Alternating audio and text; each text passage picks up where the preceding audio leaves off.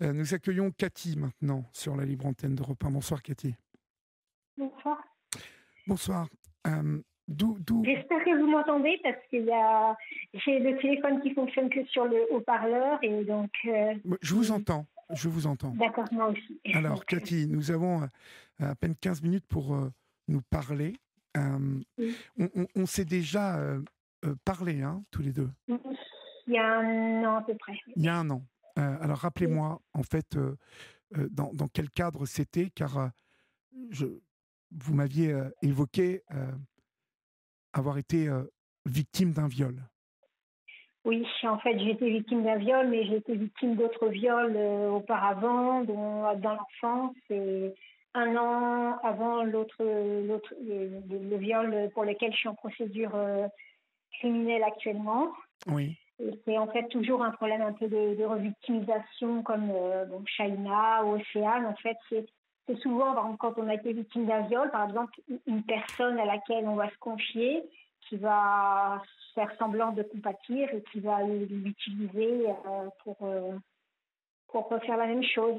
Mhm. Et après, ça nous sera reproché par la police. En fait. Alors, pour rentrer plus précisément, pour que celles et ceux qui nous écoutent comprennent bien, vous avez été victime avant dans votre adolescence et dans votre enfance. Oui, dans mon enfance.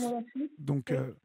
Voilà. Et le viol dans lequel vous êtes en procédure, là, il a eu lieu en quelle année ? En 2019. En fait, c'est plusieurs c'est viols conjugaux. Donc, c'était mon ex-compagnon. Oui. Donc, on peut dire que sur toute la durée de la relation, c'était des viols et des humiliations. Moi, j'appelle ça des actes de sadisme, en fait. Oui. C'est des manières de faire pour te faire comprendre que tu n'es rien. Te rabaisser, te faire comprendre que te comparer à quelqu'un d'autre ou si tu veux l'appeler, il te dit qu'il est occupé, que tu le déranges, voilà. Donc toujours te faire comprendre que tu n'es rien. D'accord. Et, il y avait des violences psychologiques. ouais, psychologiques et sexuelles, mais pas physiques puisqu'il est Pas de il est coups. dans le droit. Non, pas de coup, puisqu'il est dans le droit, il se destine à être avocat. Oui. Donc, il connaît très bien la loi. D'accord. Et il venait d'arriver sur le territoire français aussi. Donc, il est étudiant sénégalais. Donc, il venait d'arriver sur le territoire français. Oui. Donc, il savait que, voilà, donc ça pouvait... mais bon, il m'a dit que dans la vie, on peut absolument tout faire. L'important, c'est que personne ne le sache. Et comme je vous avais dit, il y a un an, je vous avais parlé de ses vers préférés, ils sont feintés et esquivés. Voilà, donc c'est quelqu'un de très manipulateur qui dit exactement comment il est. Et quand on est sous emprise, on ne voit pas du tout, en fait, tous D'accord. ces éléments-là. Et donc, quand j'ai porté plainte par la police, ça s'est retourné contre moi. J'ai été insultée. J'étais comme beaucoup de femmes, que je cherche à me venger, que je suis une femme jalouse. Je suis reconnue handicapée et j'étais à ce moment-là très très vulnérable. Je disais que si je ne me remariais pas, j'allais me jeter sous un train. Donc il a utilisé aussi ça, la manipulation par le mariage, pour pouvoir m'abuser. Et en fait, dans tout ce qui est rapport, en fait, il y a vraiment tous les éléments en fait. La police peut mettre, elle est sous emprise, elle se sent comme un jouet, elle se sent comme une prostituée, elle est fragile, elle est influençable et malgré tout, il n'y a pas de viol. Donc c'est très incohérent. Il y a même les SMS qui prouvent le viol, mais en fait tout est fait pour me décrédibiliser. La problématique à laquelle vous aujourd'hui que vous affrontez, Cathy, c'est que on parle de plus en plus. D'ailleurs, il y a un excellent documentaire, une série documentaire de 3 ou 4 épisodes. Non, c'est carrément un 90 minutes sur les mauvaises victimes. Ce qu'on appelle les mauvaises victimes aujourd'hui, ce sont des femmes comme vous qui subissent des viols, qui portent plainte et tout se retourne contre elles.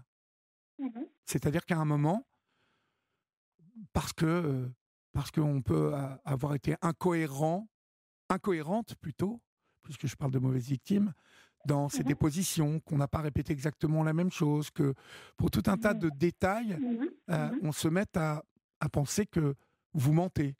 que vous Non, et essayez? pour moi, c'est pas du tout le cas parce que toutes mes versions sont toujours les mêmes. Alors, qu'est-ce En qui fait plus, que les magistrats prennent position sur pour mon agresseur, pour votre agresseur? Oui. je pense que je ne sais pas. En fait, il y a des très très gros dysfonctionnements. Je pense qu'il y a une sorte de haine du handicap ou je ne sais quoi. Oh, En tout cas, j'ai écrit à tous les ministères, au ministère du handicap. J'ai le soutien d'Alban Gaillot, par exemple, le député. J'ai participé à la commission d'Émilie Chandler, donc qui a fait une commission. En fait, ce qu'il y a, c'est que quand les députés ou les ministres font un signalement au niveau du procureur pour lui dire, voilà, là, il y a des dysfonctionnements, ça énerve la procureure et je reçois une lettre de mécontentement disant que voilà, les affaires ont été bien traitées.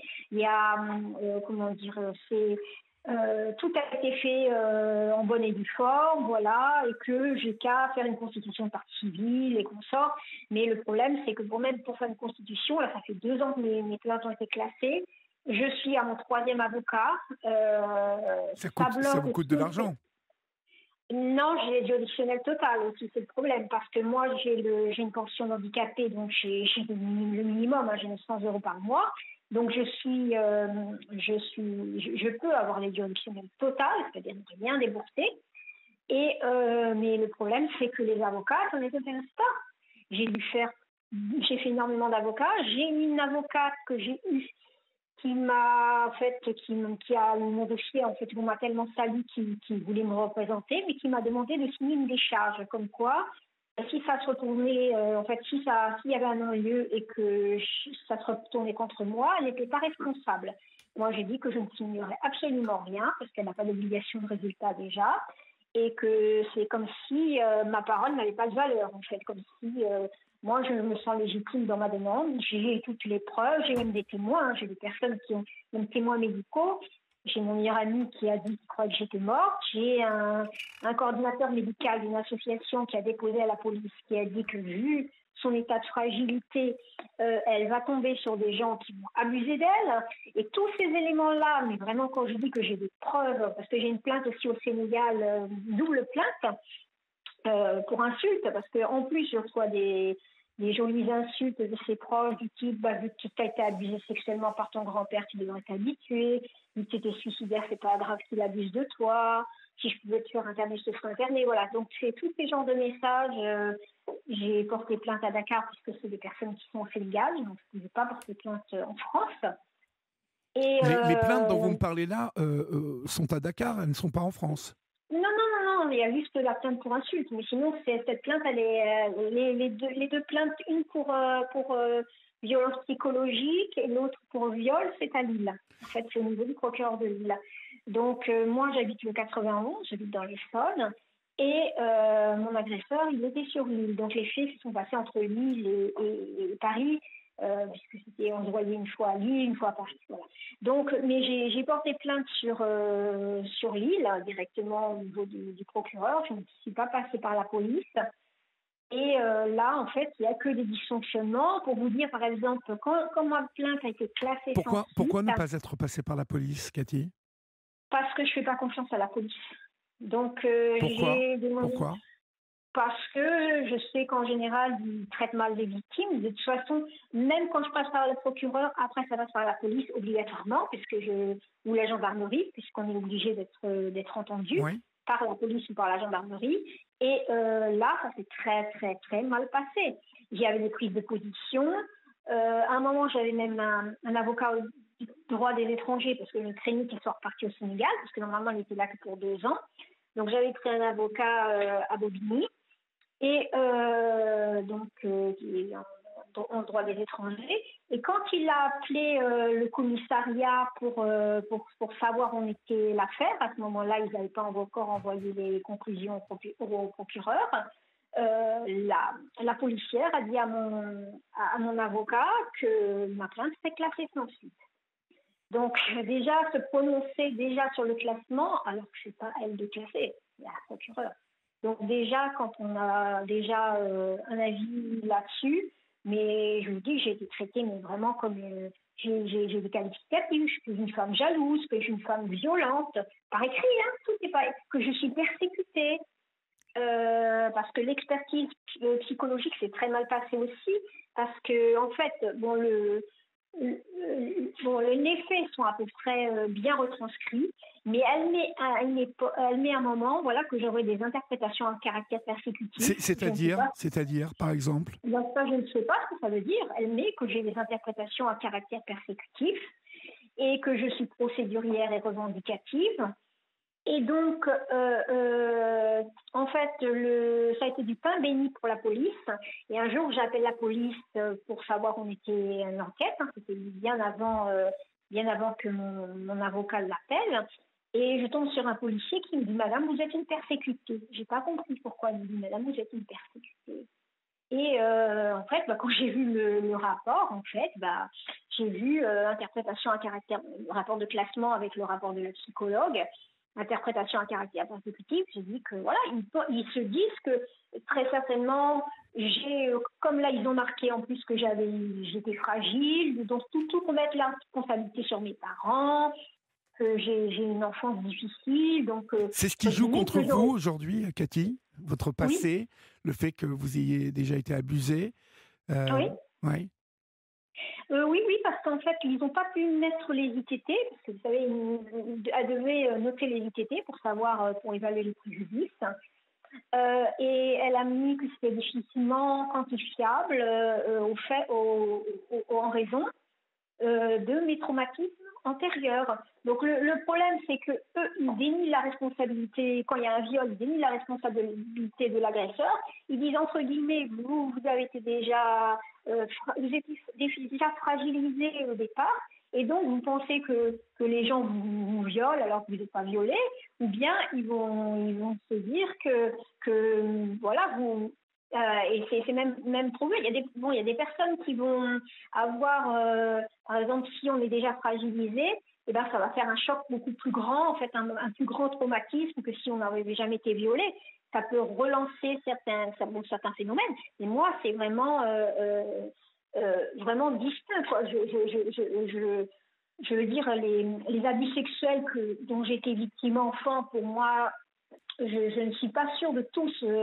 Vous en souvenez? Mon cousin, c'est sûr, mais mon grand-père, il a été incarcéré pour viol sur mes cousines. J'étais dans la même maison, mais mes tantes m'ont dit que j'aurais été certainement victime, mais voilà, très très bébé, quoi, très jeune, à un âge où je ne pouvais pas me souvenir.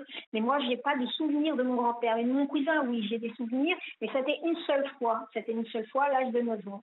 D'accord. Mais ce qui ne fait pas de vous quelqu'un qui interprète, voilà. Non, pas du tout. Justement, je suis, on me dit plutôt naïve en fait. Moi, j'ai tendance à être